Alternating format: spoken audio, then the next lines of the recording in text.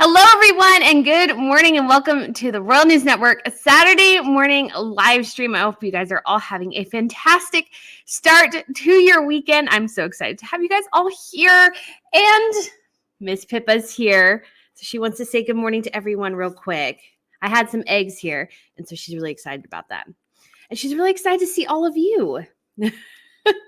And so, guys, I just wanted to say welcome and good morning, and so much. Well, not quite as much as usual to talk about, but there's a lot of things to talk about. We obviously have Charles's tour of France has been canceled due to all the protests going on there. He's still going to Germany. We have the Prince of Wales's last minute trip to Poland, or I guess more secret trip to Poland that he did earlier this week. And the Princess of Wales just released an interview that she did and regarding her early years project and trying to get businesses involved, which is really great. And then we also have Harry and Meghan. They still want to be on that balcony, everyone. They still want to be on that balcony. Yes, always and forever, they want to be on the balcony. So it is, and I don't think they'll get there, but they're very, very insistent that they should be there because it's a special family moment. I was like, but it's not a family moment. It's a moment of state, guys. A family moment comes with Tripping the Color. So we shall see how all that will come together. And so just a good morning here real quick. Jane, thank you so much for the super sticker. Jane, you are so sweet. I really do appreciate it. And then we also have T. Grimm. Thank you so much for the super sticker as well, guys. I just so appreciate it. You guys are so sweet. And it's really exciting because hopefully very, very soon, the plan is actually to go full time. So yay. And so we'll just continue building this channel. I'm so glad you all are here. And so just real quick to say hello to everyone. Early on the stream, I have Isabel. Good morning from a Bolivian in Sweden. Ooh, that sounds really cool. And then the Brian clan, good morning from California. Bake It Easy, good morning from Australia. Yes, very early in the morning there for you. Renee, good morning. Brenda from Minnesota. Sharon Leister from Sydney. You have Leticia from Mexico and Cindy Lou from Florida. And then we have Kimberly, good morning. We got to give us a name, Baltimore, Maryland here. Good morning from Arizona. Oh yeah, we need like an audience name that would just be fun and interesting. So if you're like a fan, like there's a particular name. I got to think of it. Send me some suggestions. That might be fun. We got Ritz. Good morning from Chicago. And Leticia says, I can't really process through of Harry and Meghan going to the coronation, the hypocrisy of this too. Yes, it is complete and utter hypocrisy. Yet they'll probably go because they just don't have anything else and they need the monarchy to sell because that's the only thing that they have that people actually want to buy is their connection to the monarchy, which would have been so obvious from the get-go. I don't really think Netflix is interested in Meghan Markle rom-coms. I really don't think they are. So this idea that they were going to like make it in Hollywood and be all these big-time producers and everything, I just don't think was ever going to happen. But going to the coronation, my goodness. Yeah. I mean, I see it happening. It makes sense. At the same time, like that Harry and Meghan can't seem to get out of their heads that this is not a family moment. It's not a moment to celebrate their son's birthday. That, of course, the family will do that. This is a moment for the state. This is a state occasion. This is not a family get-together. That's the Tripping of the Color in June. If you want a family get-together to get on the balcony, go in June. That's all I got to say. Yeah, because the balcony really should be the working members of the royal family, or really, ideally, it should be just Charles and the Waleses. And, of course, Camilla, too. So, Kimberly, yes, good morning, Catherine. I agree about the coronation. They will ruin it. People in Britain are pretty fed up with them. They have no business going. Yeah, and I think everybody's fed up with them. That's a huge problem that they have. And then Kimberly also said, go ahead and announce the titles to the children before the royals is ridiculous. Harry knows to follow protocol, too. It just seems intentionally disrespectful. And it is. And we also have Janice. Good morning from Nevada. Kimberly, Rebecca from Minnesota. Matters from Southampton, UK. Sorry from Sweden. Oh, a couple of people from Sweden. I'm so excited. I'm going to Sweden this year. Like, I know I'm going and I'm really excited. PE, good morning from New Hampshire. And then we have Candace. And good morning, Royal Family. We love you. Signed the Swinnies and cheers. Aw. A lot of people do love the royals, but I think they're in a bit of a precarious moment here. I think they do need to figure out how to deal with Harry and Meghan effectively, because the dignified silence is working, but you also have a ton of other things that are in the background going on that they really do need to address.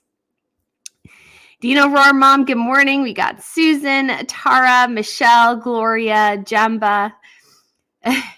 And you mentioned, good morning, what's up with Archie's page being removed from the royal site? I haven't seen that. I haven't had a chance yet to really investigate that. I don't know if it was ever there, I guess. But the big question is, there's just no real reason to even to have Harry and Meghan on there anymore. That's another thing the royal family could do. They really stink at website management. I will say that 100%, they really do stink at it. But I think it's time to really separate the royals from the Sussexes. Charles needs to give up the dream of Harry, coming back and being all lovely. It's just not going to happen. It's just not going to happen right now. You need to stop dealing with Harry and Meghan as if they'll do the best thing for the country, for the monarchy, for themselves. They never do. Everything they do is self-serving. Everything they do is self-serving. So they'll only do things that serve themselves and nothing else. All right. We have Dr. Leeds. Good morning from a royal follower in Houston, Texas. Lauren Lawrence Avanon. Lawrence Avanon? Yes. Good morning from Germany. I've been looking forward to their live stream. I'm so glad you could join. I love Germany too. I'm hoping to get to maybe see a lot more of Europe this year than I have in the past, because I do love visiting. Evelyn, shalom from Israel. Visiting holy sites. Oh, I'm so jealous. I would love to go to Israel. One day. RD, good morning from Canada. Tanya, got some coffee. I got some hot cocoa from Wittard's. Ooh, in my Boston cup. I didn't get that on my trip to see Catherine and William there, but it is fun. All right, so we have a question here. Jewelry question from Rebecca Foster. When you say Catherine and William have inherited the jewelry from Queen E, do they get to keep it, or does it go back to the Queen's estate? So it's actually not. It's held by the monarch. So it's no longer the Queen's. It is the Crown Estates. And so it's very confusing how people say, oh, they inherited things. They really can't inherit things. There are certain things that were part of Her Majesty's private collection, and there are a lot that are part of the broader collection. And those things belong to the state, so they are not personally owned. And that is to avoid inheritance taxes. So if it's something that's personally owned, the royal could be taxed on it quite severely. And so the best thing to do is actually leave everything to the monarch, and then those things are divvied out among the family members. And it depends on whoever is monarch, whoever is queen, what they deem other people can use, what they deem to be exclusively the monarchs, what they're willing to share. Queen E didn't share very well. So what she wore is what she wore. And you'll say, oh, but how could you say that? If you look at the other royals, particularly Sweden, there's I think 3 tiaras that are exclusively the Queen's. Other than that, they actually share them all quite a bit. They shuffle them around. So the Queen has the 9-prong, the sapphire one, and then I think it's the Brazanga. Those are the 3 that she has. And so because those are the ones only she ever wears. And there's one that's generally designated for the Crown Princess. It's the bottom fringe tiara. But beyond that, most of them are shared in between family members. The bottom fringe has been worn by the Queen. It's been worn by the Queen's sister-in-law. And so obviously, whoever is higher up gets first choice, but beyond that, the ladies can decide which one they want to have. And I think generally the cameo tiara that Victoria wore at her wedding it's only been worn by the Queen outside of a wedding situation. We haven't seen Victoria wear it again. Apparently, it's pretty delicate, and so they just don't wear it a ton. But it is kind of an interesting thing the way the British do it. And obviously, we've seen Catherine still just wear her Queen Mary's Lover's Knot tiara. Will she get something different? I hope so. I hope maybe her and Camilla would be more willing to share with each other. Because again, there are some things, though, I will say, that should just be reserved for the Queen. But beyond that, I think a lot of it can be shared between different family members. So it's a long explanation, but I love talking about jewelry. And yes, Tiara Tuesday will be back, y'all. It will be back. I'm so excited. And yes, if she did have privately owned things, probably a lot of it was left to the Crown Estate, and then other things were given to perhaps family members, or that would have been what happened. But it all just kind of depends. And so Lisa asked, are the Harkles trying to get IPP status to get immunity from their charity so it won't go to the public? No, IPP status, I think, and a lot of others have suggested, the true purpose of it is to get them, be able for them to have, let's say, security provided by the United States government. Because if they're an internationally protected person, whatever country they're in, that country has to augment their security. In addition, they can also have UK security, which they always have wanted. Because I think one of the big drains on their bank accounts right now is their security measures. And I'm not saying they don't need security. I think they do. But I would imagine their security is excessive. It's 24 hours. Somebody has to be on their estate at all times. And yes, I think maybe slightly that would be worthwhile if there was like a genuine threat. But I mean, they live in a gated community in Montecito. It's really somebody really like, and they have guys going around, I think every, 20 minutes in a golf cart, making sure their property is secure.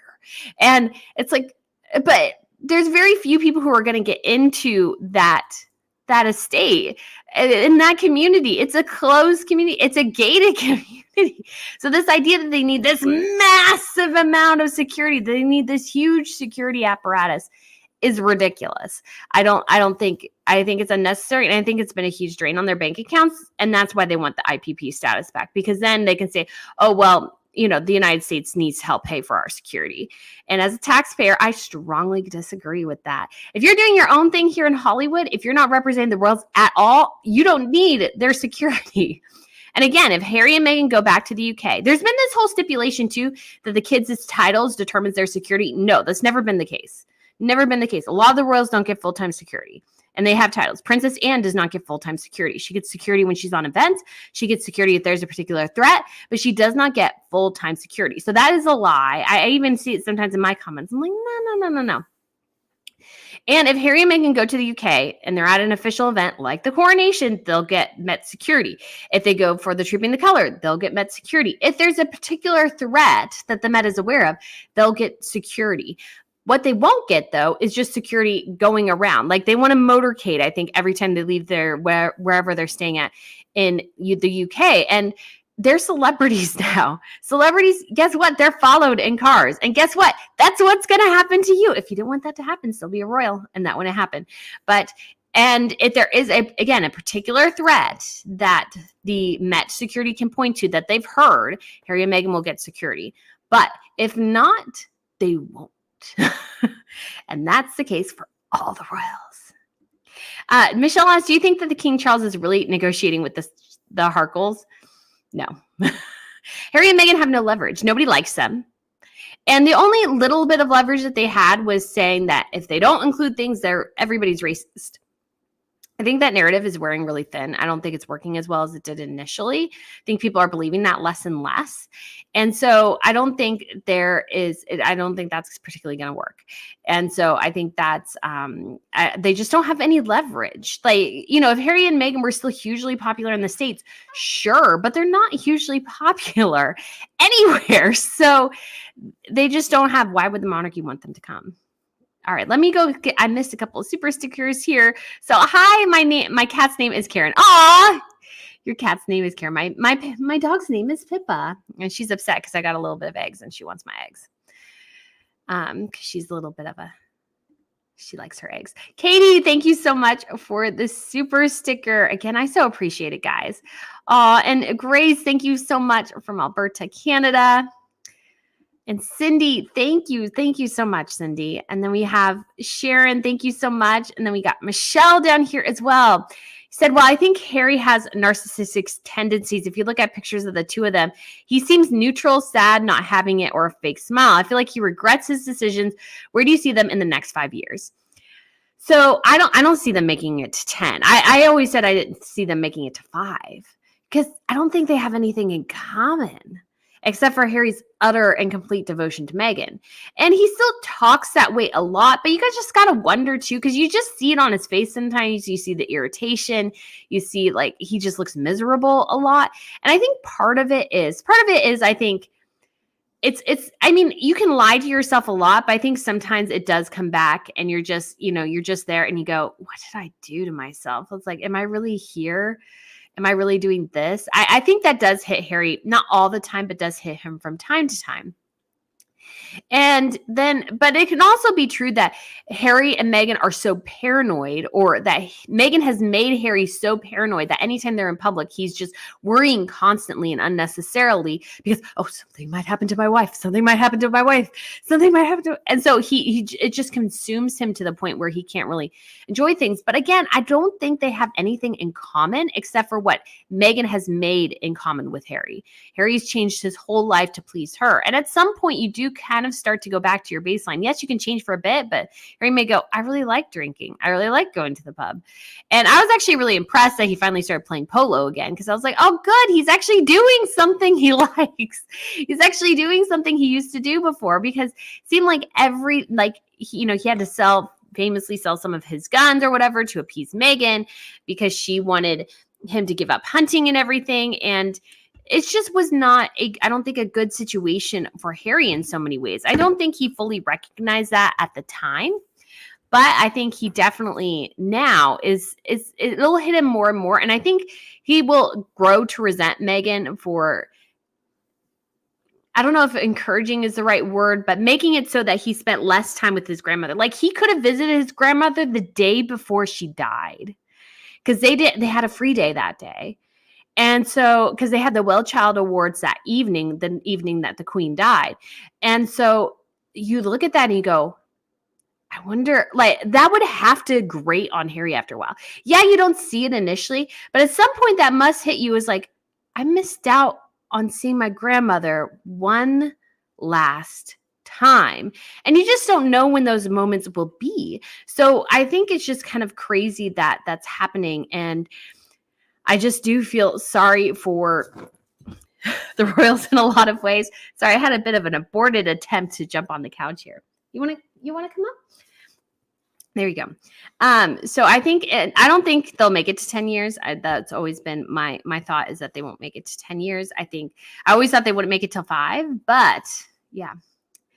So we'll just go over here. Katie says, I still haven't figured out how to add a message to the super sticker. Oh, I just sent one. Wanted to say how beautiful you looked in that color you wore in the last video. Buy more of that color. Oh, thank you. Thank you. That's very sweet. That's very sweet. Yes, I really enjoyed that. It came together really well, and I thought the lipstick actually matched it pretty well. Because you never know, because what you put on in the video may not work. But it looked great, I thought. It was like a red color. I got it from like Marshall's, I think. It's just a little button-up shirt from TJ Maxx. Or no, sorry, Marshall's from Calvin Klein. So, all right. I'm trying to keep you happy, and you just don't seem to be very happy today, little missy. Okay. So, sorry, I'm talking to my dog. I'm trying to keep her happy with eggs, and she's not talking. She's not having it today. All right. So, we're going to go back here and look at a couple of questions. Hello from Chicago. So this is Crash Hard. What do you think King Charles should do to show a firm hand? I think he does need to, for example, very simple thing, take them off the website. That could be a simple thing. Take them off the website. They don't need to be there. They're not working royals. They're not close members of the royal family. Do we have columns for Beatrice and Eugenie? No. So they need to do that. And I think they need to make it clear too. We totally and completely support Harry and Meghan doing their own thing. Do your own thing. That's awesome. But you need to understand too, Harry and Meghan, that you do not run this show here. We do. You are not in charge of the future of the monarchy. We are. You maybe have wanted to be the king and queen of the Commonwealth, but that role belongs to me, King Charles, not Harry and Meghan. Because Harry and Meghan, again, they just really do think that the world revolves around them. That's just so terribly evident, and it's really quite pathetic in a lot of ways. Because it's like, everybody should know the world doesn't revolve around you. That's just so easy. But that's not, again, simple cause and effect are a mystery to Harry and Meghan. Logic is a mystery to them. I just don't think they're that bright. Again, there's so many better ways they could have played the whole royal thing. But I think Meghan was so desperate to get to Hollywood because they really should have stayed in the royal family for 5 years and built up a lot of goodwill before bolting. They didn't do that at all. And they're paying the price for that, I think. And regardless of how bad and terrible it is, some people are like, I live in poverty and I have only like $2 in my bank account. And you're complaining that your father and your government wouldn't give you security and I can't get to work, or, you're dealing with inflation or something. Those type of things will begin to green. Trina says, this is a good question. What is the final date to confirm a person in attendance at the coronation? So we know that invitations are going out, I think only maybe a month, 2 weeks before. So when people get the official coronation invitations, they've already probably accepted them. Even though they have something very much more official, they've probably already accepted. And I think we'll get a final head count probably a couple months, or sorry, because it is a couple months now. I would say we should get it a month before, maybe even 2 weeks before would be a good bet. But Harry and Meghan, again, I think they're just hanging out there, hoping they get on the balcony, hoping if they stomp their feet and they wait long enough, things will happen. I'm like, that didn't work for you during the Queen's Platinum Jubilee. Why do you think that would work for you now? You have even less leverage than you did the first time. Again, it's I guess I'm a strategic thinker or something. I don't know. I'm just not there. Is it true Archie's name has been removed from the royal website? So I don't know if he ever had an official page to himself. But if he did, I don't think he should, because they haven't hardly spent any time around the kid. Nobody's seen this child. Now, I believe he exists. I believe he's Harry and Meghan's, but they've played such games with everyone and they've made it so that nobody spends any time with their children. None of the royal family does that. How can you, like, oh my gosh, it's so ridiculous. Do you think Harry or Meghan is the driving force behind everything? I think it's Meghan. I do 100% think it's Meghan. I think Harry has fed into it. I think Harry has enjoyed what Meghan has brought to him, in this thinking that, oh, he's the best, and they're the royals that everybody wants to talk to. I think she really built up his ego, and I think her own PR firm really built up her ego. But I think it's entirely driven by Meghan. If Harry was living his actual dream, I think being with, not that they need to restart their relationship or anything, that's not what I'm saying, but the life Chelsea Davy is living, I think that would be Harry's dream, because Hollywood is Meghan's dream. Hollywood is 100% Meghan's dream. She always wanted to be a big name actress. She just wasn't very good, and nobody cast her. She's pretty, but not like stunningly beautiful. And so she just didn't have, and then that's not to say anything bad about her. There's a ton of, you could say, very, very pretty people in Hollywood. And there's, a select group that, you're like, oh my gosh. But she didn't have enough acting skills to really make it beyond that. Because yes, you can be pretty, but those just pretty girl roles run out after a while. In addition, you have to be a pretty good actor to really make it long term. Like Christine Baranski, I only became aware of her much more when she was in, I had to say the exact age, but her 50s and her 60s. And, because she was on The Good Wife and then The Good Fight, and she was on The Big Bang Theory. And so she's a really, really well-known actress, and she had a lot of roles before then, but, she's pretty, and she's had a long career, in part because she's been a really good actress. And so even if she's not in starring roles, she can go from thing to thing to thing because she's really good. Brittany, did you hear the parody of Harry's book coming out called Spare Us is being released on April Fool's Day? Same cover except for the tape over Harry's mouth. Can't wait. Yes, I have seen that. That is hysterical. Do love that. He is so... He's such a joke now, and that's the problem too, is like the more, and there's this new video, I don't know if you saw the spoof How to Take Down the Monarchy. It's like on Channel 7. I don't know if that's a real thing in the UK, and it's like Prince Harry's rules for how to take down the monarchy.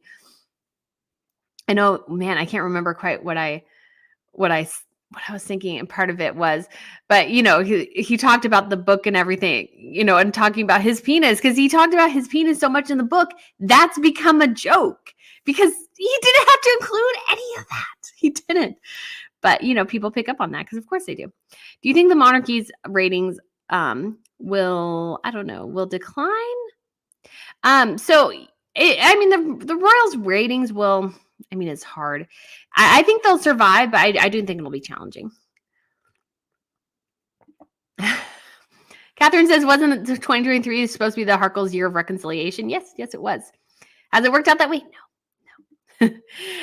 They gave titles to the Sussex kids in hopes of getting on the balcony. That could definitely be part of it. But they won't. But they're not working royals again. It's like this whole thing. Like, what about Beatrice and Eugenie? Yes, they're lower in the line of succession, but they're technically in the place kind of you are now. So you are the spare. The monarchy needs to be about the future, not two has-beens who are desperately clinging to it.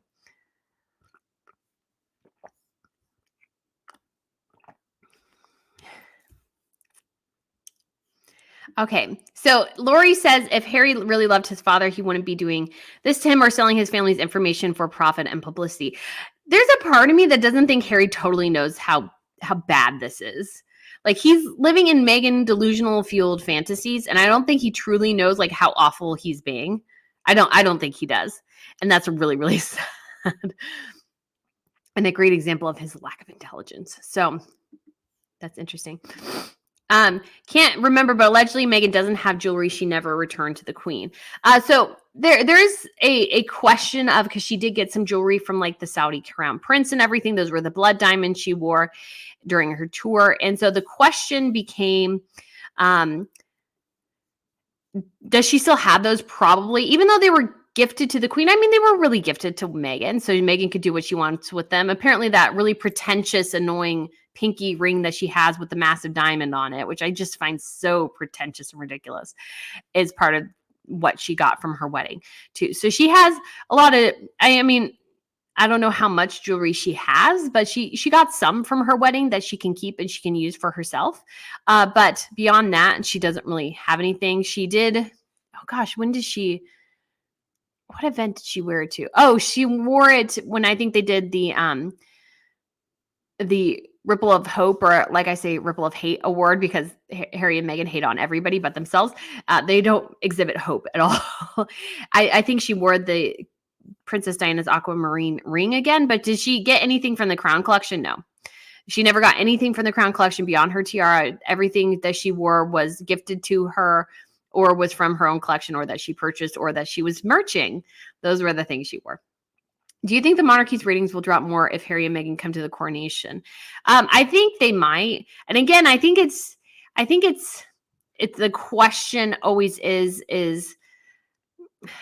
I mean, the monarchy looks good for inviting them because they look like the bigger people. Harry and Meghan look like hypocrites for going, but they'll go anyways. I don't know. It's just hard to know, but I would highly assume that if Harry and Meghan go, they should expect to get booed. Okay. So I'm a bit behind on the stream here. Let's see.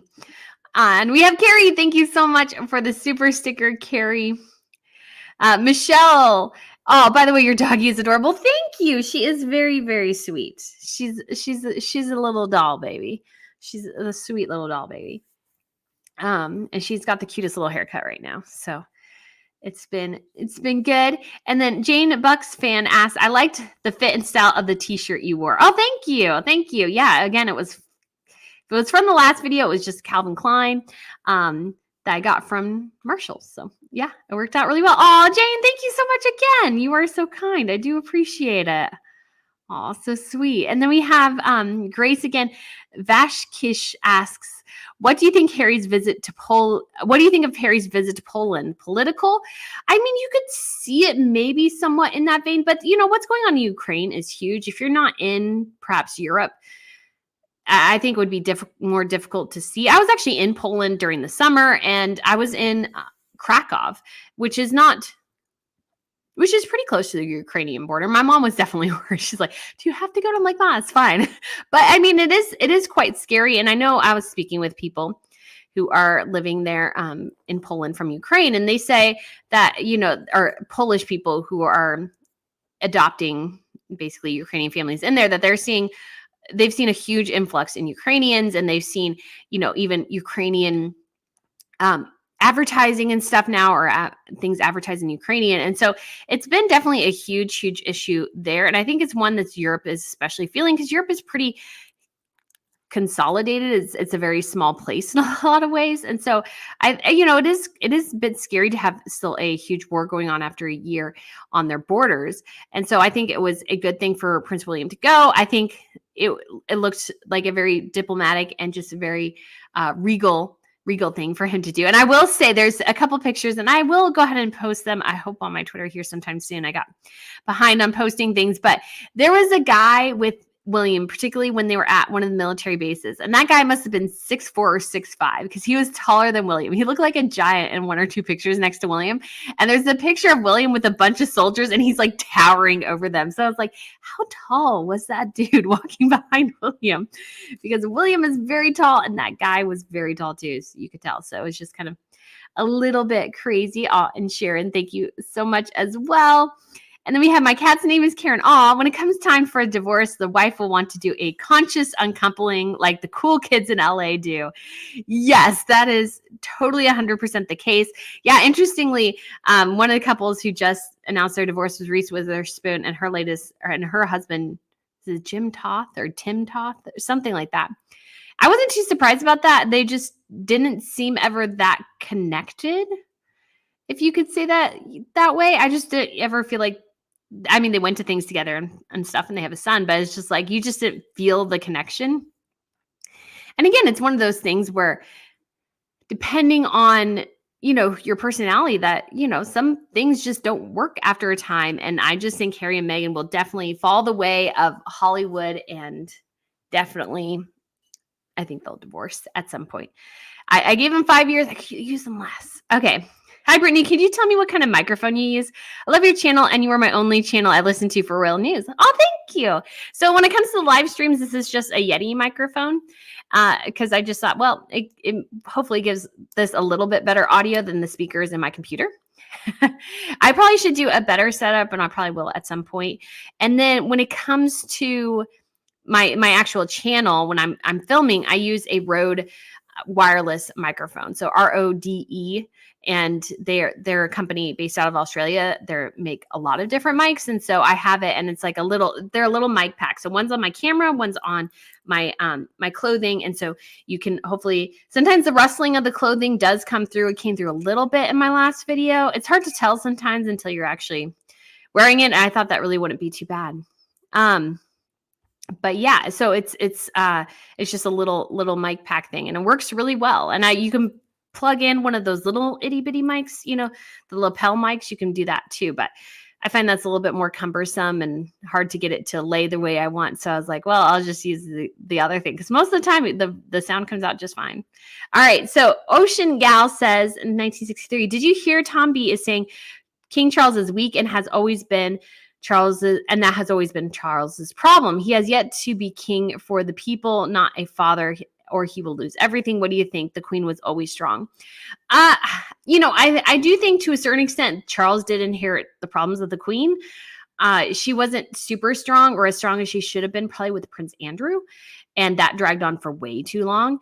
And she probably maybe should have been tougher on him. He's always been described as Her Majesty's favorite child. And so I think he got a pass on a lot of things he probably shouldn't have. And so that, I think, factored into things. And I think Charles, and this is something I came across in I think it was Valentine Lowe's book. And he talked about how the monarchy didn't know what to do, or the staff members, the team members didn't know what to do when somebody didn't want to be civil. And I think that's still their problem. They still want to deal with Harry and Meghan as if Harry and Meghan will do the right thing, or if Harry and Meghan will help them and help themselves. They won't. Meghan doesn't care about the monarchy except for what it can give her financially. She doesn't care about the institution, the heritage. She doesn't care about the British people. She cares about none of it except for what benefits her financially. So you need to deal with Harry in the same way and just cut him off. But I know as a father, that's hard, because I think the problem the royals are dealing with is they know this isn't totally Harry and that Harry's been bamboozled. But until Harry makes that decision, until Harry wakes up, they really do have to say, hey, you have a way back here personally. When it comes to the institution, you guys have no connection to it anymore. And you need to stop pretending like you do. Because Harry and Meghan, again, they didn't want it to be this way. They wanted to be part-time working royals. So they got to do all the fun stuff and choose what they got to do. And they got to travel the world for the Commonwealth. And people could basically pay for taxpayer-funded vacations and they could get a lot of attention. But yet at the same time, they could also use those opportunities to merge, to connect, and to make money. And the monarchy said rightly no. And that is still something that, so that was good, but they needed to be clearer. And I think it could have started perhaps with the queen and needs to be clear. Hey, if you're going to do this and, after the year review, okay, if you want to do this, well, your profiles are taken off the website. Your children are not going to get titles. There are severe penalties for doing this, making that clear. And so Harry and Meghan, if they wanted to, yeah, that's the consequence of X, Y, and Z. And again, I get it. There was fears a lot. And I think you have to remember, too, when it comes to the perception, when Harry and Meghan did the Oprah Winfrey interview, all of a sudden, all the comments and concerns went to the racism allegations. And so the monarchy was dealing with that. And I don't think they didn't quite know what to do. And I think that really did hurt them in a lot of ways, that they didn't react to it necessarily how they wanted to. And they were really, worried about stepping a foot wrong. And you did this, Harry and Meghan did that on March 3rd or 4th. So that was a couple weeks before the year review. And so Harry and Meghan at that point, they had a lot of leverage. But as time has gone on, as Harry and Meghan have annoyed more and more people, their leverage has decreased and the monarchy has more leverage. So the monarchy needs to use its leverage against them. And you need to, like I said in the video, this needs to be less about Downton Abbey and more about Game of Thrones. And again, Game of Thrones, there's a lot of violence, but there's a lot of political machinations going on, and they need to be strict and severe at times. They are still a family, but this is an institution. This is a 1,000-year-old institution.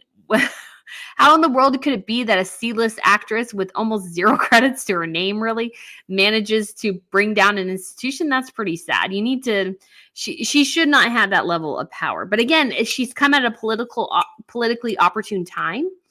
And so that really did play in her favor. What happened with George Floyd and everything, that played to her favor in a lot of ways. So anyways, Charles needs to be stronger, but he is struggling. I do feel like Harry's rather clueless. Yeah, that's my opinion as well. Too many drugs, y'all. Too many magic mushroom. too much marijuana, whatever. He's a little bit batty. So she does have one tiara, Crystal asks. So she wore the tiara to her wedding, but that still probably immediately went back to the queen. So the queen owns, or the queen's estate, or the monarchy's estate. So Meghan didn't own that. She couldn't take that. That is something, those things would be housed the vast majority of the time, I think, within wherever the secure place they have the tiaras. They don't just let them go, oh, yeah, you can have this wherever you want. No. These belong to the state, and they will be protected in that way. So they're not like hanging out somewhere willy-nilly.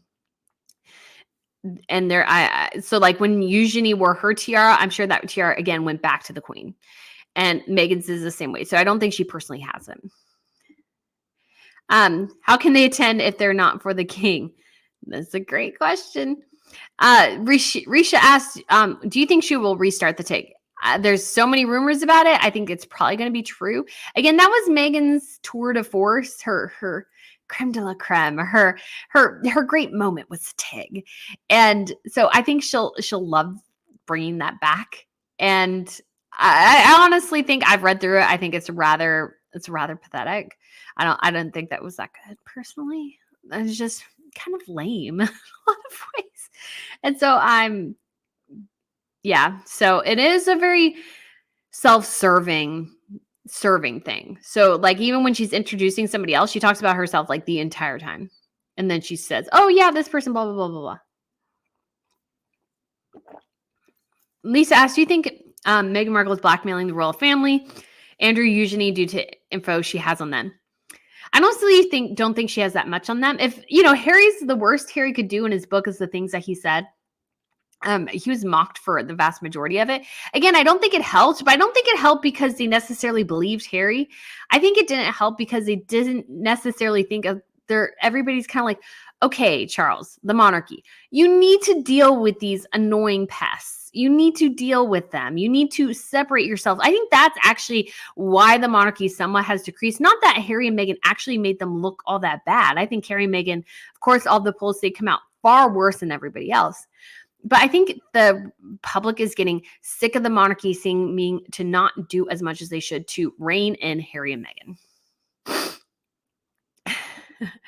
I saw somewhere where there are already U.S. designers fighting to dress Meghan for the wedding. I mean, I wouldn't be surprised. I mean, it is a shameless publicity plug, so that is what it is. So I don't think that's necessarily huge. Yeah, I don't think it's necessarily a huge issue. Angelique, thank you so much for the super sticker. You are so sweet. Heather says Harry's wife should wear a birthday paper hat to the coronation. Give Archie's birthday the nod she so desperately wants. Yeah. And again, not that you can't celebrate the kid's birthday and not that you can't have a moment for him, but this is a state occasion. This is not a child's birthday party. The coronation is not a kid's birthday party. And so there's no real reason except for maybe a social media post or something to make a big deal about a 4-year-old's birthday that Charles has hardly ever seen. Yeah, so it's just like, it's just a little ridiculous. Kimberly asked, a little behind in the stream, but wondering what the difference is in Harry's private in U.S. hand M's private. I know guns part, but is there a difference to how the FBI and the Met handle it? Oh, it's like security issues.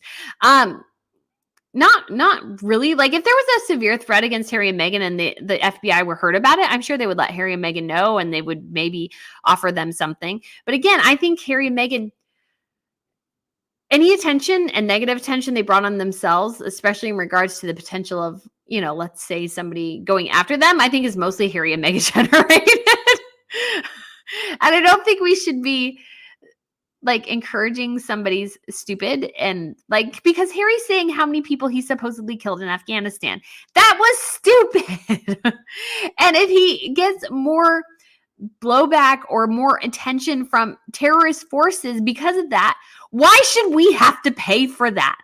That was Harry's decision to do stupid. I don't want to pay for stupid. That is his issue. That is his problem. He brought that on himself. So none of the rest of the world should have to deal with that but Harry and his security team. That's it.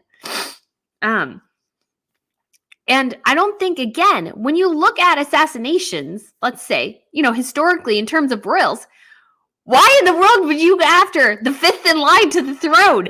Who cares? You go after the king. You go after the immediate heirs. Like, you don't go after the spare down the line. You know where they usually spend the spare to? Like, away. Like, once the king, whoever it is, has established his throne and his rule, he gets rid of the people, mostly who are the gravest threat to his life, which would be the spares. So this idea in Harry and Meghan's minds is somehow, I think, in their own heads, they're a bigger target than the king and Prince William and Prince George. I'm like, no, because history won't change if something happens to you. History will change, though, if something happens to William and George. That will change. That will have a huge impact. And not saying I hope nothing happens to anyone ever. I'm just saying from a perspective of somebody who's, let's say, because we've had a couple of these people in the United States who have killed celebrities or big names in part just to get their names in the paper. They want attention. They go after somebody really, really high profile. And if you're, wanting to target the royals, why would you target Harry and Meghan when you could target the Queen, Charles, William, because they did have that guy who scaled the walls of Windsor Castle going after the Queen. And why did he do that? Because of some sort of colonial massacre that he was citing. And you got to wonder if, because of the ties to colonialism and everything, and this happened in 2021, was this the fault of, let's say, Harry and Meghan for making racist allegations? So the Harry and Meghan made racist allegations, and what does this guy try to do? Try to kill the Queen. So, I mean, you can't make the full connection there, but it's just an interesting thing to think about, isn't it? All right. I'm so sorry, but I don't know your name, but hi from South Korea. Hello. I love your channel. I don't know if you want to know Harry and Meghan's popular status in Asia? Sorry, it is pretty low. Oh, I would actually love to know. That would be super interesting because I've actually been to South Korea. I spent about 24 hours there one day. Went to Seoul. It was a lot of fun. And but I do want to go back because I missed seeing one of the castles like by 5 minutes. I had closed 5 minutes before I got there. And I've always wanted to go back because I think it was really, really interesting. That was I've been to, that was like really the only place in Asia. I went to another place. I went to Mongolia, but yeah, and I wasn't there very long either, but it was just super fun to be there. And I was so excited. So yeah, it is pretty low. Not surprising because again, I don't know if this is stereotyping or what, but there's a lot of love and respect for, your elderly family members in a lot of Asian countries. And so I think disrespecting your family is just not, I would say probably not appreciated very well. And I feel like we should respect our family members, our elderly family members, especially more here in the United States. I don't feel like we do that quite as much as we should. And I think it's important to remember people's contributions to our families and everything. And I'm all for family. And I feel like Harry and Meghan hate their families, except for somebody who supports them. And again, I feel like Doria, I don't quite trust her. Doria? Okay, I took a bit of a big sip there. I'm afraid that Harry and Meghan will try to make their way back to the RF. They knew they would not last long in Hollywood. Hope the royal family has a better plan to deal with these two. This is from Nicole. Oh, thank you so much, Nicole, for the tip. Yes, so I think, oh gosh, Harry and Meghan, yeah, they've never given up on the idea of being a royal. They've never given it up. So I think there's a huge notion here that they will come back. They want to come back in some way. Even if it's part-time, they want to come back.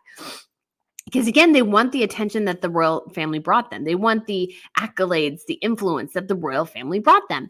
And unfortunately for everybody else, we're all suffering from their delusions of grandeur. And I think the monarchy, it would help, I think, everyone in so many ways that the monarchy again would just say, no, there's no route back for you now. You made this choice, live with it. And because Harry and Meghan, again, they're in this weird nebulous place where they're not really royals yet. They want to be royals, and they're mixing their brand with the royal brand. And in a branding effort, like if there was a channel that was like copying me exactly or something, that would raise my ears a bit, and I would go, huh? Because I created like my own system, and I try to do things my way. I mean, I've been influenced by others, sure, but you don't want somebody copying you exactly because it muddles the brand. Like I had a profile on Facebook that had stolen my videos and put them up. And I've always wanted to expand to Facebook. When I go full time, I'll be trying to get Facebook up and running a lot better and doing different content there. But I didn't want this other channel that was posting my stuff not being clear to people about what my brand is. And so that's why I reported them, and that page I think the page essentially got shut down because they haven't been able to post anything since. And my videos have been pulled. So that is just important from a branding perspective, that you make clear what your brand is. And the monarchy hasn't done that. And I think that is really hurting them. So I think they just so need to do that. They so need to do that. So it is difficult. My cat's name is Karen. We need to come up with a fan, follower, supporter name for Ms. Brittany and her channel. Oh, thank you. I will think about it too. I'll maybe come up with something too. And maybe we can have like a contest or something and some ideas and people can choose. That would be fun. Millie, thank you so much for the super sticker. You are so sweet.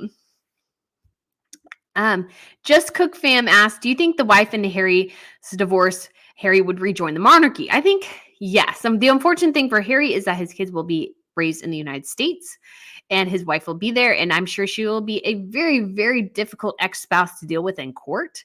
I think there'll be a lot of court battles and stuff.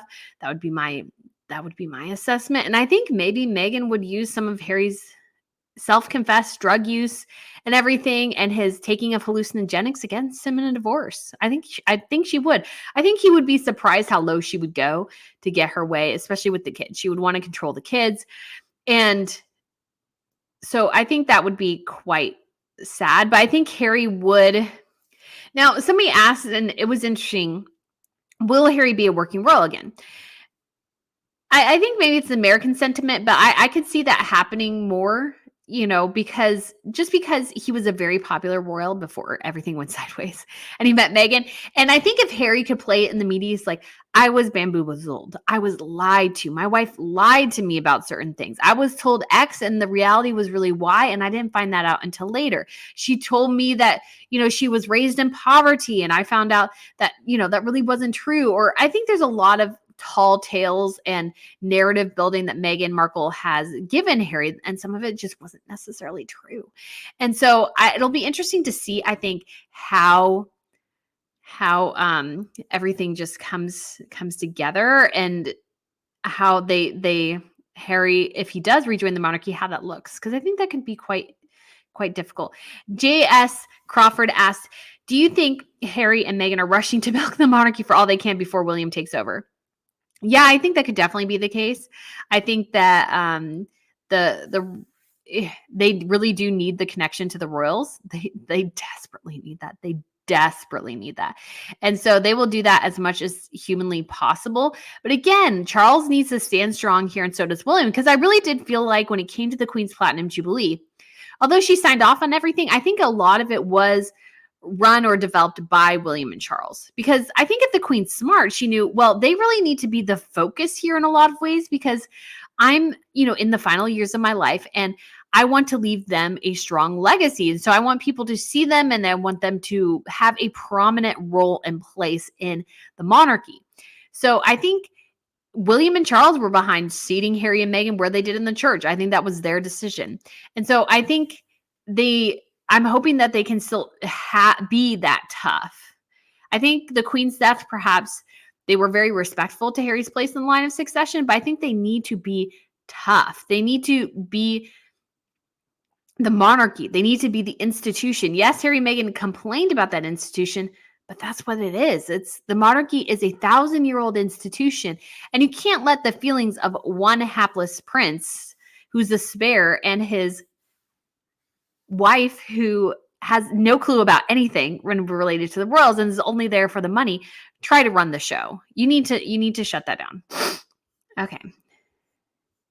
And sorry, I have a lot of allergy trauma, so if I ever sniff, I'm so sorry. Do you think Harry will ever be investigated about his drug use? I highly doubt it. I highly doubt it too. I mean, let's be honest.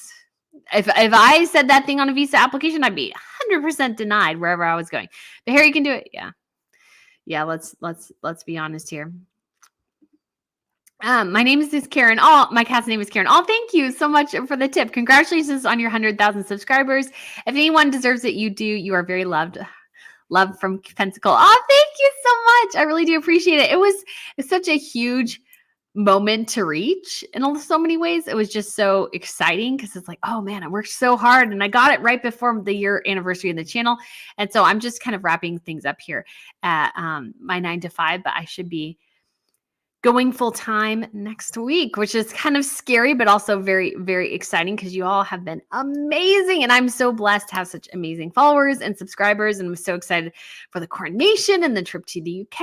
And I'm just so stoked about the future of where things are going. I think it's going to be awesome. Yvonne says, I say they need to be Game of Thrones. Yeah. I mean, you need to think Machiavelli, and you just need to. The monarchy, and again, it's not quite the same as it was in the day, but there is a game you have to play. And you have to be able to be somebody who keeps the monarch happy, keeps the heir happy, and yet knows your place and is able to, I would hate to say it this way, but manipulate or leverage your position the best way that you can. And this is, again, very banal compared to what it was. But the monarchy, I mean, being in the court system, I mean, it was a risk. You could really fall by the wayside depending on the temperament of the king or queen. Obviously sometimes too, they had illnesses that we know more about today than they did. And so sometimes that affected their temperament, their mood, and different things. You just think about King Henry VIII and all the people he went through in terms of even his wives, and then beheading his advisors and getting rid of various advisors. So there is very much a risk that you play. And so I think the royals need to be more direct with Harry and Meghan and actually come up and be strong in these situations. Teacher Ray Samantha says, will you cover royals from Asia like Japan and Thailand? Yeah, so I'm hoping as the channel grows, especially as I can get a better grasp on everything going on in Europe, then we'll move beyond. And because I do want to cover a little bit of the Jordanian royals from time to time. I want to do a video on Japan because especially when it comes to the women in the royal family, they have a rough time. Meghan complains about her life in the monarchy. Oh, she would not last a minute in the Japanese court. It very, like, I always feel like Stepford Wife when I see it, because like all the ladies are like dressed the same and they all have like they're posed the same way and they have the gloves, and it's a very interesting system. I just don't know quite as much about it. I think though, when it comes to the line, I think the Japanese have one of the longest like lineages in terms of line of succession, in terms, I think. Could be wrong there.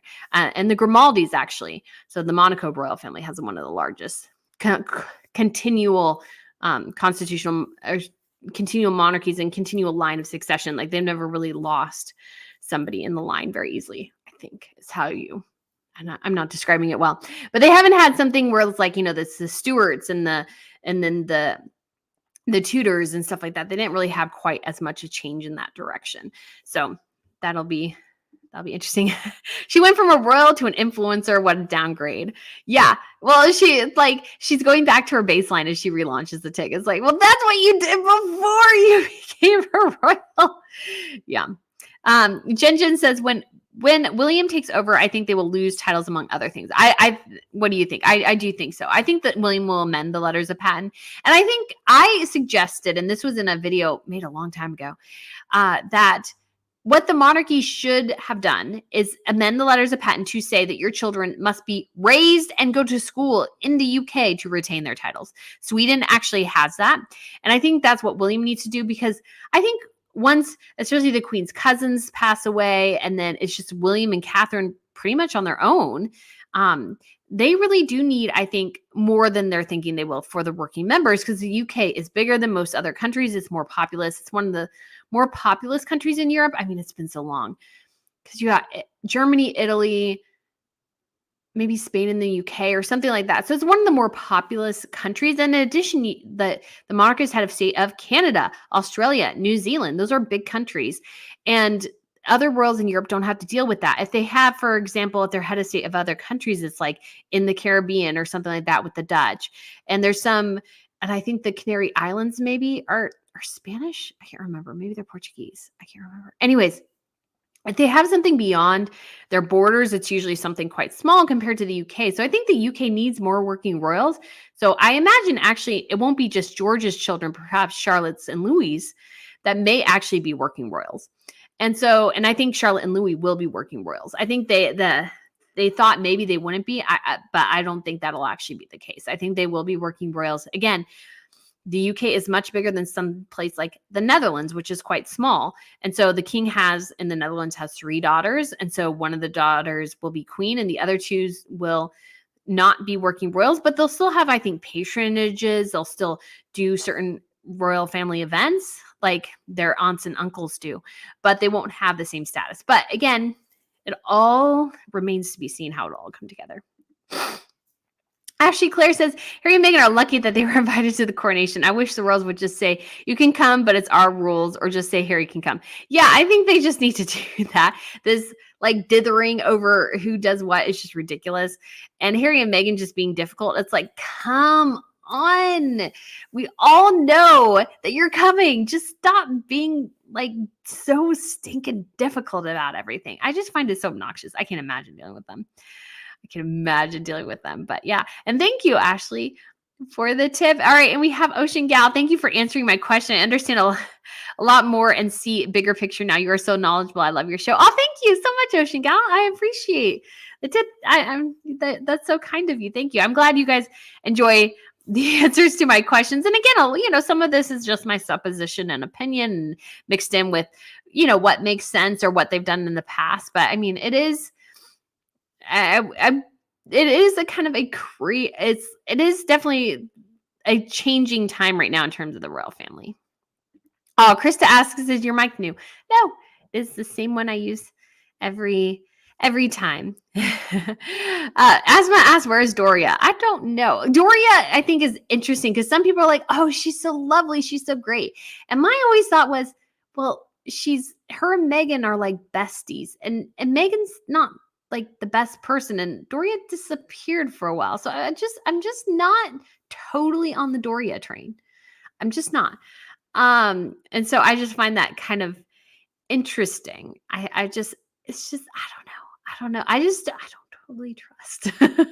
I don't totally trust because the apple doesn't fall far from the tree. I don't think any of the Markles are particularly seemingly fabulous people, but Meghan seems to be only friends with and only talks with people who buy her narrative or she can gain something from them. Other than that, she just doesn't seem to get along with any other type of people. Okay. And so we have Sue Potter. Oh, thank you so much for the tip. Hi, Brittany. I personally think Meghan wants to be on the balcony or just to heat up the hatred and woke community. Harry and Meghan need to go. Cheers, Sue. Yeah, they're so desperate. They need content. Let's be honest. Their Live to Lead thing bombed spectacularly. I don't know. I haven't looked recently and seen where Archetypes is within the Spotify world, but everything, even the director of Spotify said that it was basically Joe Rogan that did gangbusters. Everything else was kind of okay. And so I don't think Harry and Meghan's podcast did all that well. And what is Harry doing? That's my question too. What is the guy doing? He hasn't done a podcast. And again, there is I have a podcast idea I really want to do. And it actually would take, I think, quite a bit of, not a huge budget, but it would be a bit time consuming because I think it would be a very long project actually. And I'm really excited about it in my head and maybe a year or two away, but it would require a bit of lead up to really make it really good. But Meghan is just interviewing people for her podcast about the stereotypes of women, which she calls archetypes, which is the wrong word. And it would have made more sense to me because they have Archwell to call it archetypes, which is dumb, which is not correct. But it would at least like connect it to the Archwell anyways. Because it's like, I feel like they were trying to connect it with Archwell. And it's like, but you're not, anyways. But I don't think that doesn't have longevity. It wasn't good. Meghan Markle is grating. She's self-obsessed in her interviews. And so I just don't think it was that good. So I'm like, if I was Netflix or Spotify, I'd be annoyed. It should not take that long for Meghan to come and Meghan and Harry to get content together for a podcast, especially what they're doing. They need to, yes, arrange interviews and stuff, but it's taking way too long. Joe Rogan does it, a couple of times a week? And she can barely pull like 6 weeks together, or maybe it was 10 weeks or something, 10 or 12 episodes. I can't remember. It's like, it's not that hard. It's not that hard. How much, this is an interesting question from Jill. How much did the Queen's reign was Princess Margaret in? Is that influencing King Charles's actions here? So the Queen became queen when she was 25 and Margaret was 2 or 3 years younger. So at most she was 22, 23. So she was very young. Did influence Margaret was in love with Stuart Townsend. And so the Queen, especially given that fact that Stuart Townsend was divorced, they had the abdication of their uncle just, 20 or so years before, your post-war and everything. The Queen said, no, I just really can't give your permission to get married. And so I think that did have a huge impact on Margaret. And I'm sure Charles was aware of it. I mean, he was a child, but I'm sure he heard about it a bit from his aunt. And you can tell his aunt lived kind of a rough life. She died so young compared to her mother and her sister that it doesn't seem like she lived a particularly healthy life. And I think some of her sadness over Stuart Townsend and then just other things going on really did impact her in a lot of ways. And that could be impacting Charles, but Margaret always had, compared to Harry, a respect for the institution and maintained her dignified silence. Harry is not, and Harry won't because Meghan won't. And that's why they need to treat everything so differently, I think, compared to Margaret. Oh, Crystal says, I keep hearing rumors Meghan was never pregnant. I don't think that. Guys, I think she was pregnant. She gained a lot of weight and struggled to lose it. She became very puffy at points. And that's not to be mean to her at all. That's just stating fact. That is actually what proved to me that she actually was pregnant, because I was on the surrogacy or fake pregnancy train for a little bit, but then I was like, ooh, she's gained weight, and oh my gosh, it's taking her like 6 months to lose it. I can't talk because I've gained weight because I for a long time I haven't been sleeping very well and stuff like that, and that's my own darn fault. Because the channel is taking so much and I haven't gotten to the gym much and everything. And I'm just not the best at eating healthily. So I have a real big sweet tooth. So and I'm not saying that to be rude to her at all. I'm just saying fact. And I think Meghan's too much of a narcissist not to be somebody who seems to have just like dropped the weight immediately like Catherine did. Catherine was still a bit puffy. Obviously, Harry and Meghan's wedding, after she had Louis, she was just like, 3 weeks postpartum or something like that, 4 weeks postpartum. So she had just had her little baby. And so she did remarkably well, all things considered. But but Meghan really struggled to lose the weight. Like when she came to Wimbledon, and this was in July, so she had Archie in March or May. I was surprised still how big she was. And I was like, oh my gosh. And she wore like a skirt and everything that just like really emphasized like the areas that she probably shouldn't have emphasized. And again, that's not to be rude, that's just stating fact. And I was like, oh, I guess she did have the baby, because she's struggling to lose that weight, man. And I don't think she would do that just for kicks and grins. What do you think Charles will do about Andrew? I think that Andrew is actually the tougher sticking point, because Andrew is entitled, he's arrogant, and he still lives on Crown Estate. So how do you manage Andrew? And Andrew's like, well, I didn't get all the money I wanted. And it's like, Charles is like, well, we all knew that going into it, because most of the monarchs leave their money to the next monarch, so it doesn't get hit with inheritance taxes. And so of course the queen would leave the vast majority of her estate to Charles, because then the state itself can be protected. But yeah. I think Andrew is the one to maybe worry about. Mariah says people who want to cause trouble are going. Harry and Meghan, who are they? Harry, no one cares about you and your wife. No one, even bad people, are interested in you. Yeah, that I don't understand why Harry wants to go at all. I don't. Oh, Nancy, thank you so much for the tip. You are so kind. Sorry, I'm a little bit behind here in the chat here. And Betty Jo says, if their son's birthday was so important, then they should stay home and be with their son on his birthday. That's right. If it's so gosh darn important, stay home with your son. That's totally fine. You don't need to be here. Nobody's like begging and pleading for you to be here. Charles is saying, well, it would be nice if you supported me on the biggest day of my life. But again, Harry and Meghan, they don't care. It's all about them. It's all about them and their 4-year-old son that they don't let anybody in the royal family see. But heaven forbid if you don't acknowledge his birthday. That's the thing too. They don't let them see Archie. Yeah, heaven forbid if you don't acknowledge his birthday. That's just rude. So Ms. Marie Paris Higgs, thank you so much for the super sticker. You are so kind. Grace asks, you still did not say if you think William's visit to Poland was someone political. I don't think it is. I don't think it is.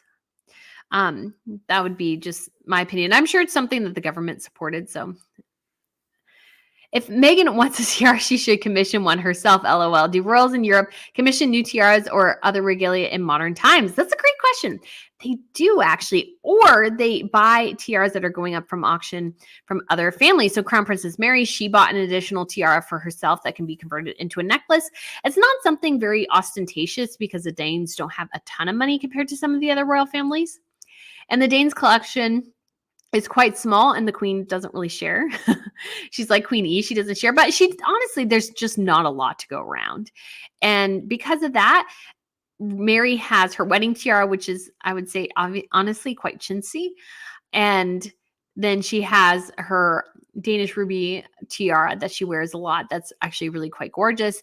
And then she has one that she borrows from a jewelry company that's kind of a modern design, which is actually really cool. I think it's pretty cool. And it's very unique looking. It doesn't really have jewelry. It does have jewels, but I don't even know how to describe it, to be honest. But you'd have to look it up. And that you can just say probably Crown Princess Mary tiaras. And it has blue, sorry, it's like moonstones, I think. And then she also has this new ruby and diamond tiara that she purchased, but the stones are very, very small. So you can have that. So when it came to Princess Elizabeth of Belgium, they actually did purchase one for her. I believe it was one that came up for auction. And so I believe the Belgians have some more money. And so they were able to do that. It's quite a nice piece because, again, the Belgian tiara collection is very small.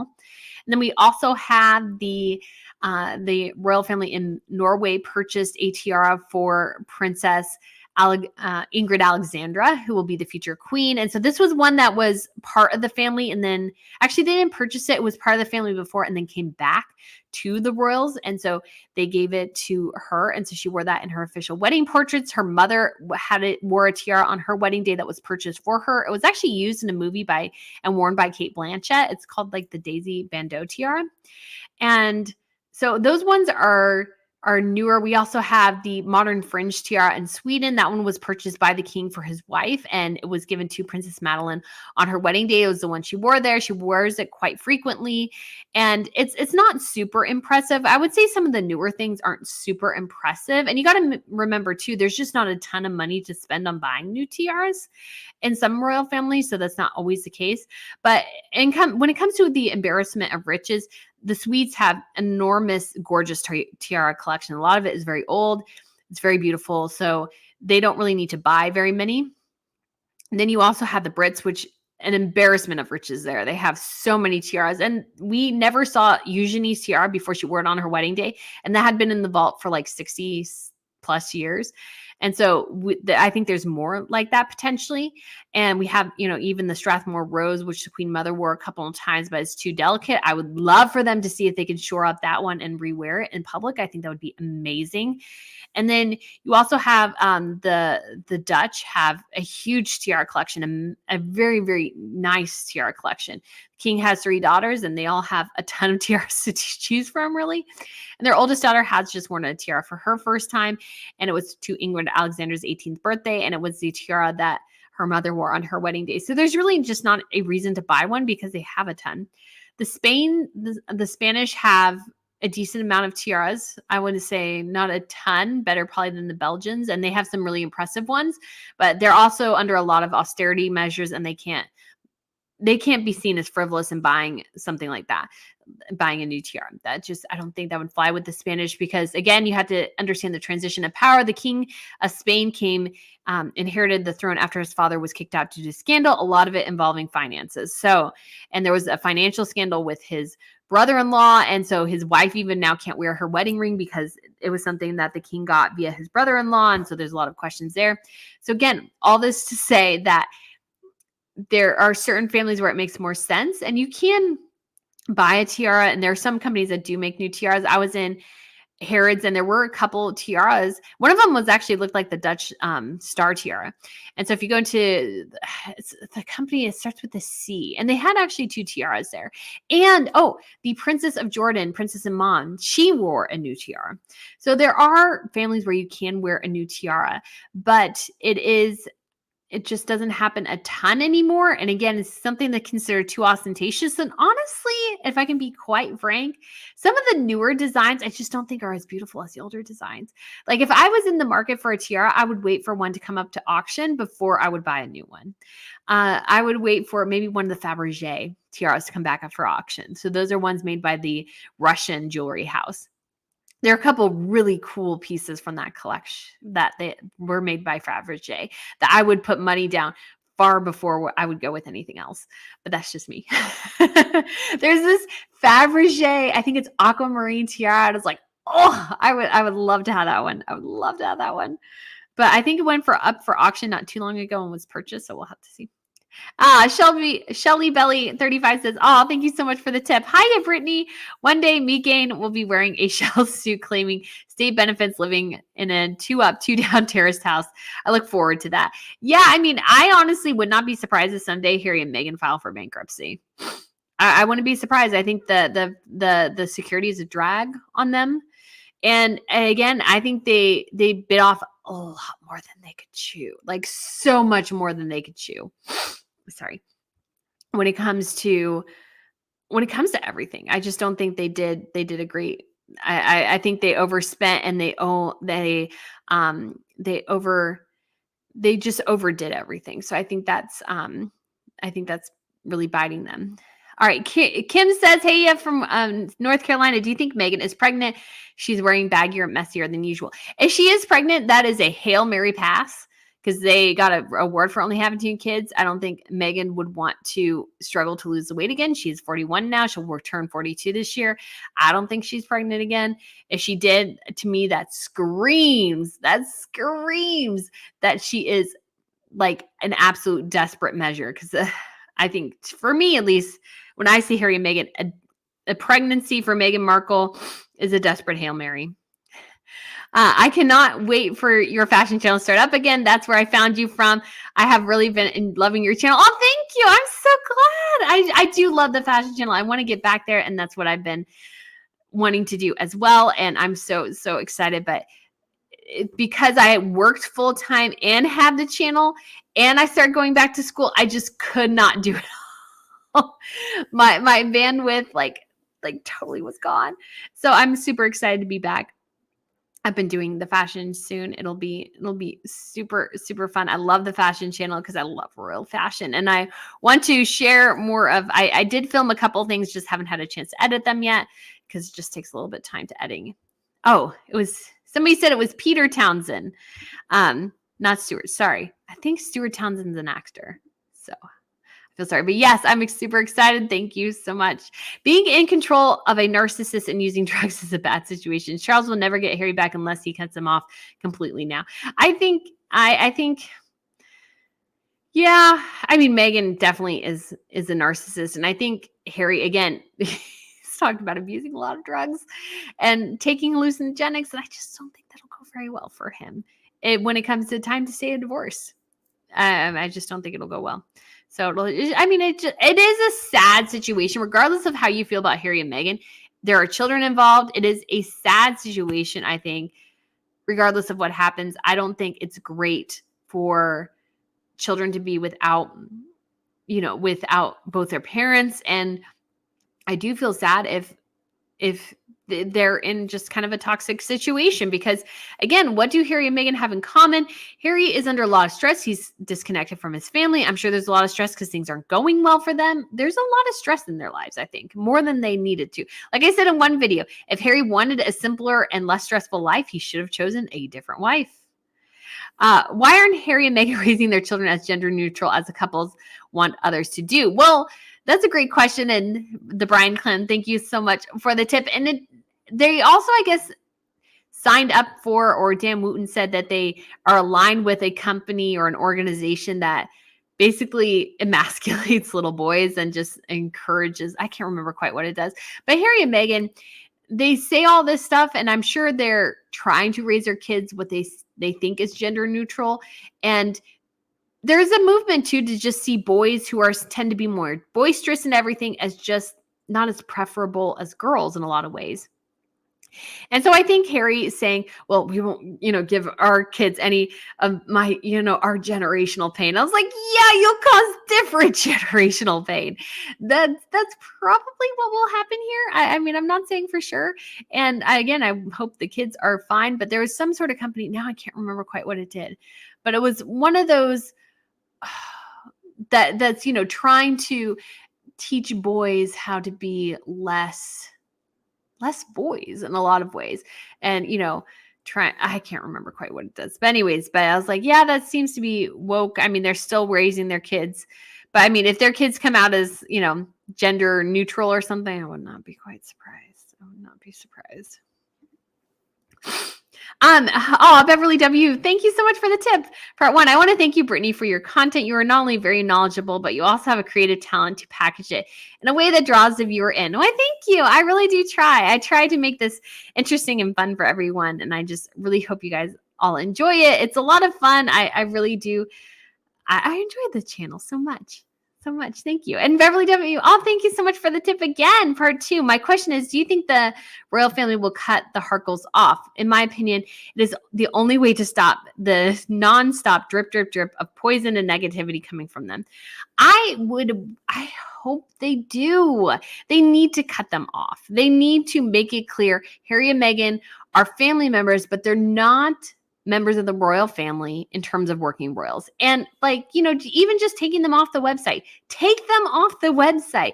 They're not working royals. They don't represent the family. Take them off the website. That would be a simple thing to do to start. Again, the branding is too confusing, I think, and Harry and Meghan wanting to be royals and yet not being royals and everything. I think this has come to a point where the royals really need to play hardball here, and they're not doing that yet. And I think the dignified silence is working, but they also need to be doing things behind the scenes that make it clear where Harry and Meghan stand, which is not with the royals and is not with the monarchy. They are doing their own thing, which is what they wanted to do. They wanted to make their own money. And guess what? If you do that, you have to do certain things, and it doesn't mean that you get to ride off the back of your family and try to, make money that way. They just, again, it all just needs to be really, really clear. Lori says, what do you think about the news that Harry is looking to buy Princess Margaret's estate on Mystique? And hello, Lori. I don't know. I don't think they have the money for that, honestly. I mean, they got a decent amount from the book, but I got the book from the stupid live stream. I need to go return it, but I wanted to do something yesterday, so we'll see. All right, Sue Potter. Hey, Brittany. Oh, thank you so much for the tip. Are you going to do some guesses on which tiara Princess Catherine will wear? And will Prince William be also crowned by Charles like his mother did to him at her coronation? Yeah, I think I'll do an outfit prediction on my fashion channel. I think I'll do that. But I'll share I have the Coronation, a history book on my shelf that I need to read here. And I want to do that because I want to do something on the St. Edward's crown, the Imperial State crown, the Cullinan diamond, which features in the scepter and the Imperial State crown. We have the coronation chair, which is quite old. We have the stone that fits underneath the coronation chair. And that has a bit of an interesting history. So there's a lot of history going on behind the scenes with the coronation. And so I want to cover a lot of that. And when it comes to tiaras, well, I mean, obviously Catherine looks great in the Cambridge or the Queen Mary's Lover's Knot. Absolutely. I would just love to see her in something different. I was really hoping Catherine would wear like the turquoise tiara. I think that would be super cool. I don't think for the coronation, but I think that would be awesome.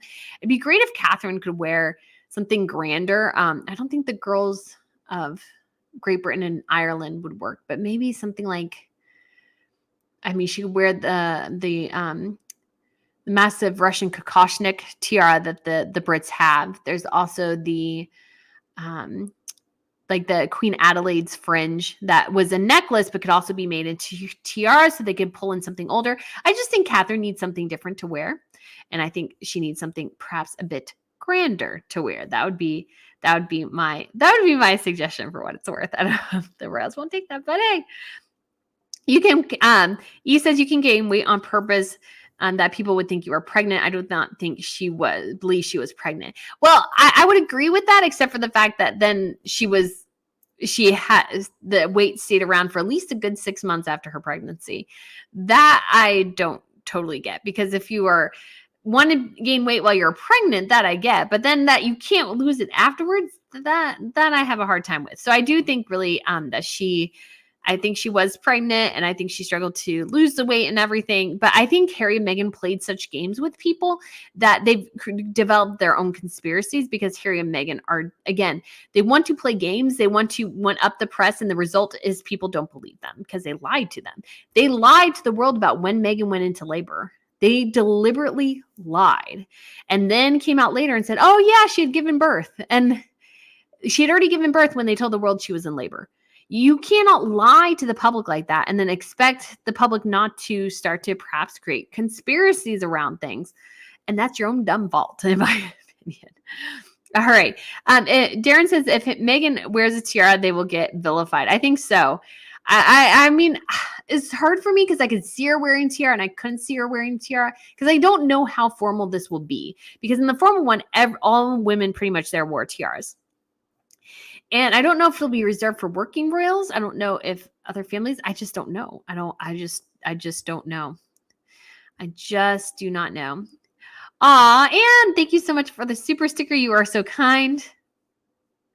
Dora says, hi, Brittany. Just realized this week that even my presentation skills improved by watching a lot of Real News Network. Listening to your pronunciation and how you emphasize helps me a lot. Thank you. Oh, I'm so glad. I'm so glad. I'm not too bad at, like I was in plays a lot and stuff as a kid. So I somewhat know kind of how to present somewhat well. And it definitely gotten better. I don't say quite that much. At least in my videos, I probably say it a bit more here, but I don't say it very much in the videos. Because one time I had to edit out all my ums, and that was a long, long process. And I was like, okay, no longer saying Sharon, thank you so much for the tip. You are so kind. So just and we have Andrea. Hi, love watching your channel. Great info. Great. You're onto these grafters from the UK. Yes. Yes. Oh, and yes, MR, waiting to see that 100K plaque on your wall. Thank you so much for your amazing work. Yes, it is actually I have a mailbox. It is there. I need to go get it. But I was like trying to figure out how to, because I contacted the cake place I wanted to, but then they contacted me initially and then I didn't hear back. And I'm like, okay, maybe I'll just get cupcakes from there because I like their cupcakes. So we may do that next week as official like celebration, maybe do it later in the day. And so we have West Coast Girl. Lily and Archie's generational pain will be mom is a sociopath and dad is a drug addict, allegedly. Thank you so much for all your hard work. Thank you so much for the tip. And yeah, I mean, it's really quite sad. And again, this idea that Harry and Meghan are avoiding pain for their kids, I just think it's kind of silly. You got to acknowledge that, hey, you might cause some pain here. And maybe it's not your parents' pain, but could it be worse? It could be worse. So it's just crazy, I think. Okay. And then we'll wrap up here in a minute. But Teresa says, hi, Brittany. I don't know if you've answered it yet, but do you think that letting the government remove the titles removes all responsibility for the RF?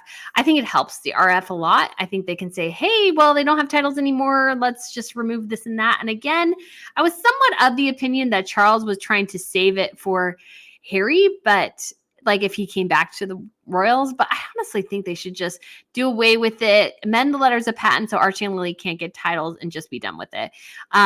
Even if Archie and Lily are a prince and princess for like 5 minutes, I mean, at least they got to say they were a prince and princess at some point.